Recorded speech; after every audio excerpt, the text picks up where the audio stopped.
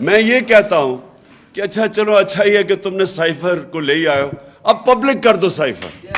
قوم کے سامنے لے آؤ، قوم کے سامنے لے آؤ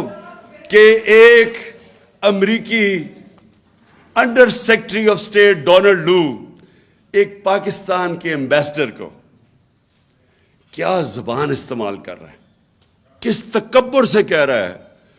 کہ اگر تم نے اپنے پرائم منسٹر کو عدم اعتماد کی اس میں نہ تم نے اس کو ہٹایا تو پاکستان کے اوپر بڑے کانسیکوینسز ہوں گے، اور اگر تم نے ہٹا کے اس کو چیری بلاسم کو لیا تو معاف کر دیا جائے گا پاکستان کو۔ یہ سائبر میں یہ لکھا ہوا ہے، چیری بلاسم میں نے خود ایڈ کر دیا ہے، مطلب تو یہی ہے نا اس کا کہ عمران خان کو ہٹا کے تو یہ پہلے سے اچکن سلوا کے بڑی دیر کی انتظار کر رہا تھا یہ۔